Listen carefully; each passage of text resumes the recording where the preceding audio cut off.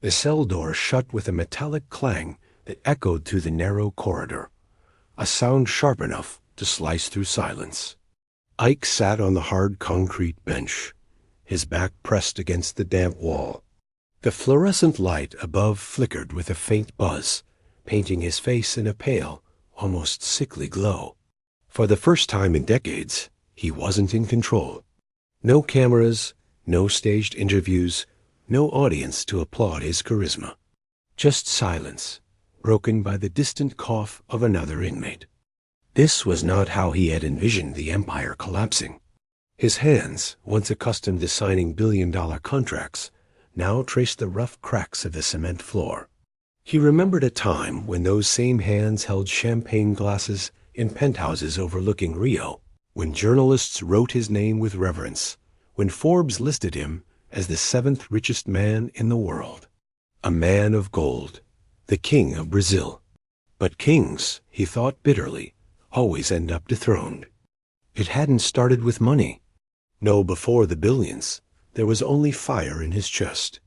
Ike was the son of Eike Batista, a man of power, of mining and oil, of state connections. Yet the son carried a shadow. He wanted more than to inherit a surname. He wanted his own legend, built not on the reputation of his father, but on the empire of his making. He chased fortune like a hunter stalking prey. In the 80s and 90s, he dived into gold and diamond trading, flying across continents, brushing shoulders with smugglers, bankers, and opportunists.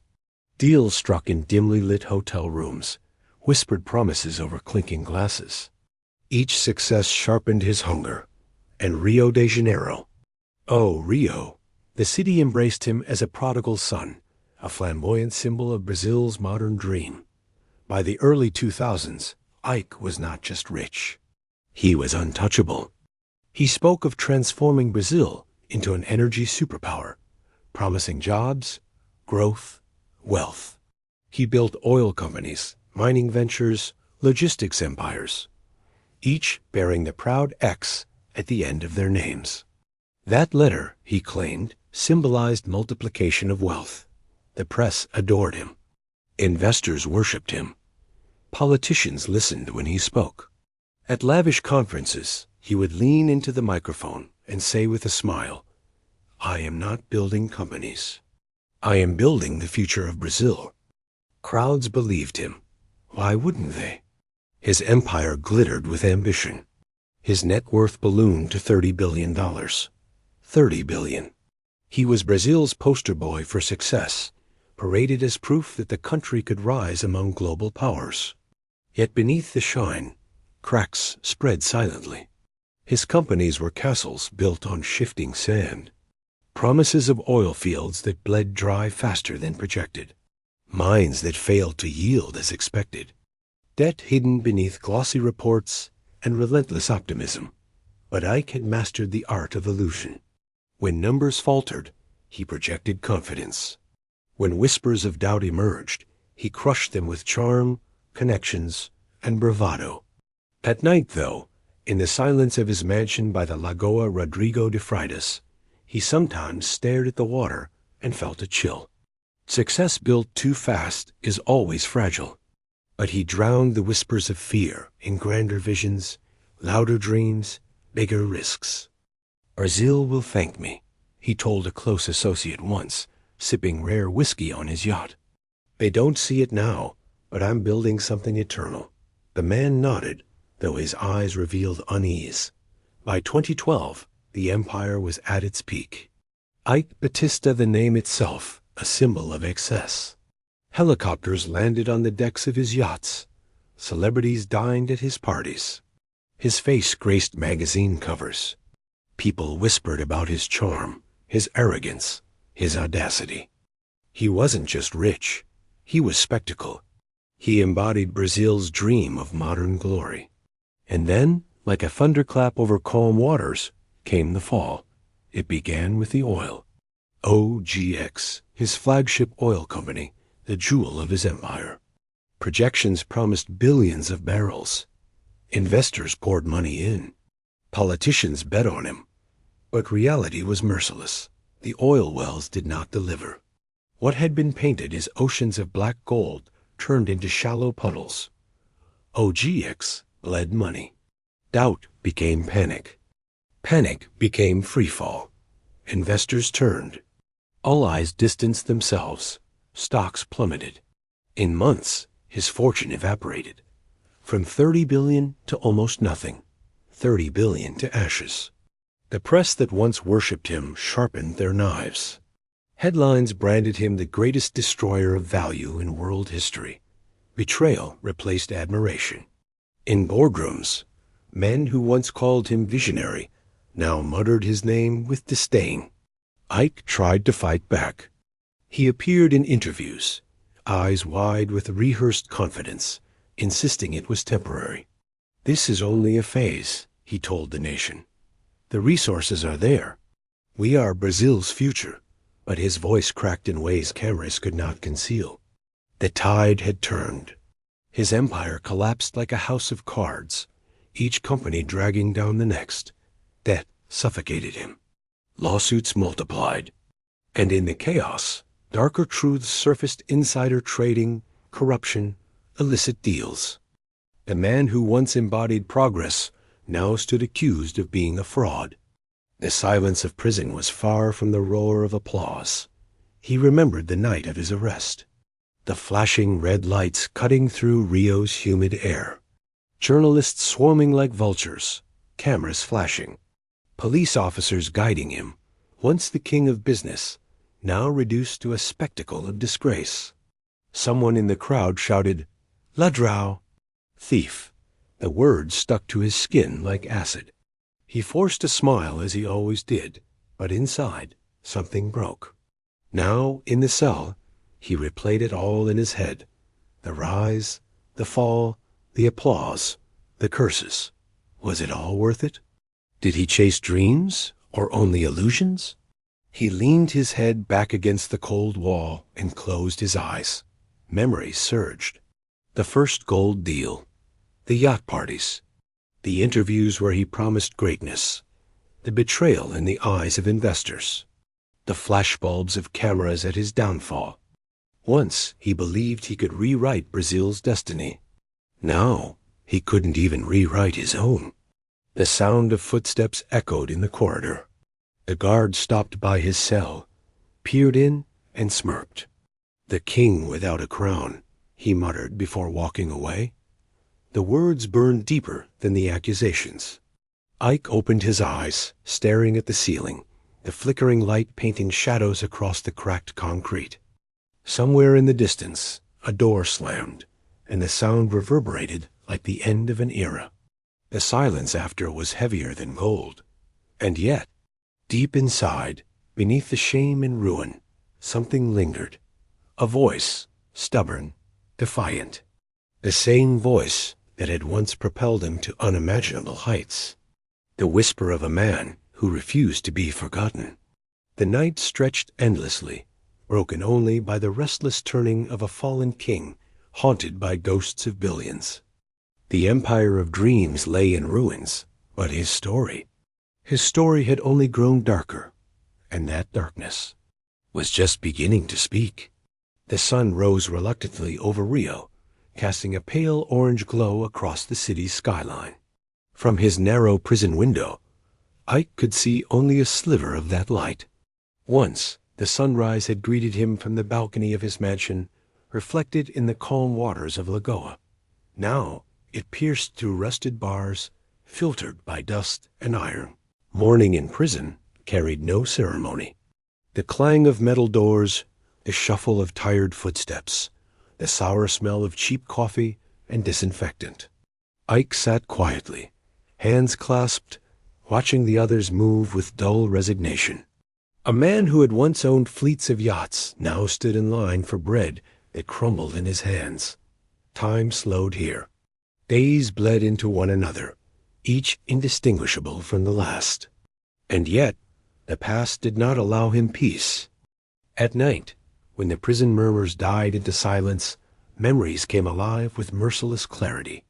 He saw the day he signed the deal that would crown him the richest man in Brazil.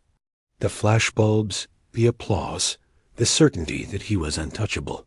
He remembered telling his children, with pride swelling in his chest, that one day they would inherit an empire greater than their grandfather's. He remembered looking into the cameras and declaring, "I will make Brazil proud." And then he saw the headlines that followed. From richest man to ruin, the fall of Brazil's golden sun. Eike Batista, the billionaire who lost everything. Words that would outlive him. He thought of the investors who trusted him, who poured their savings into his dream. Families ruined. Workers laid off. Thousands betrayed by promises he could not keep.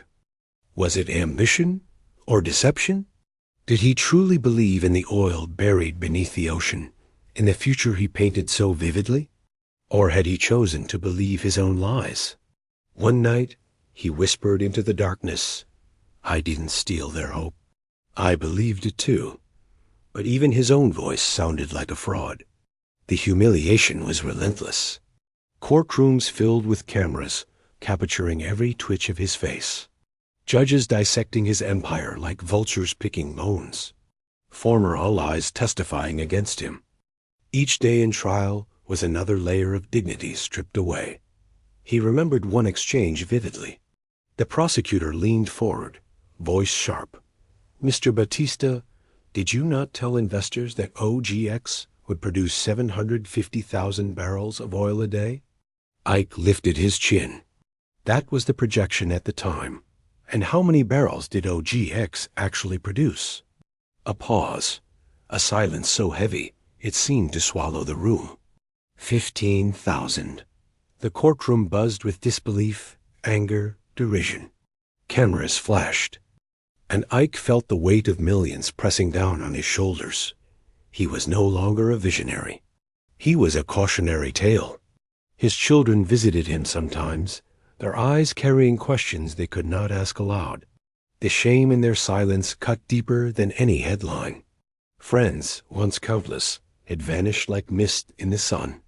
Only a few remained, shadows of loyalty clinging to a fallen king. Outside, Brazil moved on. Politicians who once courted him denied ever knowing him. Investors erased his name from portfolios. The city he once sought to reshape with ports, mines, highways, and oil fields now treated him as a ghost. Yet even in disgrace, Eike remained restless. He scribbled notes on scraps of paper, business ideas, visions of comeback ventures. It was almost pathetic, the defiance of a man who had lost everything, still clinging to the belief he could rise again. "Failure is only temporary," he muttered one evening to a fellow inmate. The man laughed bitterly. "For you, maybe. For the rest of us, it's forever." But in his heart, Eike could not let go of the dream. Still, the weight of memory was unbearable. He thought often of his father. Eike Batista, respected, powerful, disciplined. What would he think of his son now? The heir who squandered not just fortune, but reputation. And then there was Lula. The supermodel life he had once flaunted as proof of his power, his glamour. That marriage, too, had crumbled under the pressure of ambition and betrayal. She had moved on. He remained shackled to the ruins. Nights dragged on, each one darker than the last. The hum of prison lights. The distant echo of a man crying into his pillow.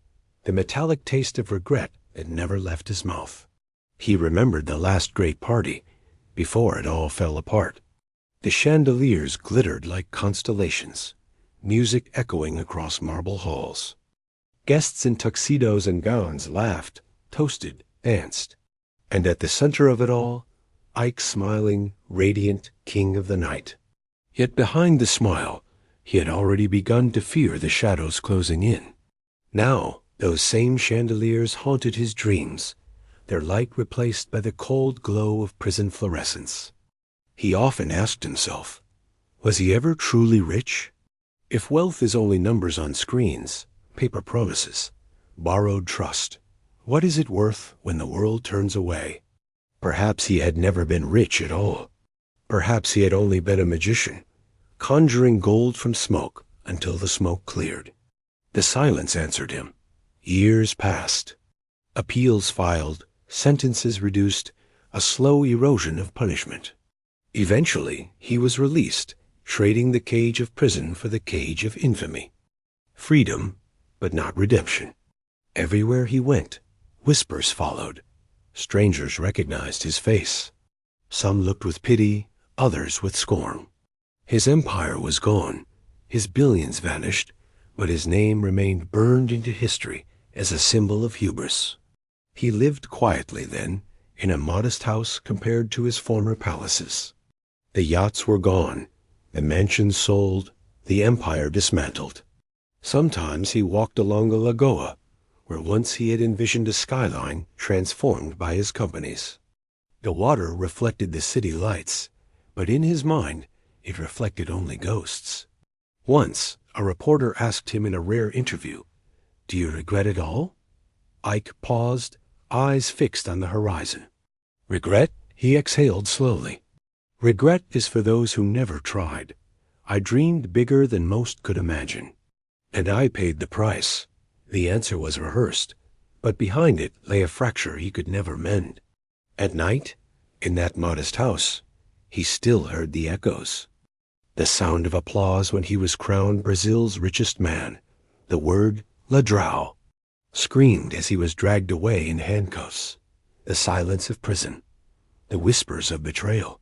He was both man and myth creator and destroyer, visionary and fraud. And in the quiet, a single truth gnawed at him. Empires do not fall overnight. They rot from within, silently, until the world finally notices the stench. The story of Eike Batista was not one of riches or poverty, but of illusion and collapse. And as he sat alone, staring into the night, he whispered words that seemed to hang in the air like a curse. Better to burn in the fire of ambition than to drown in the silence of mediocrity. The city outside carried on, indifferent. The world forgot, but his shadow remained. A warning, a confession, a ghost that would haunt Brazil forever.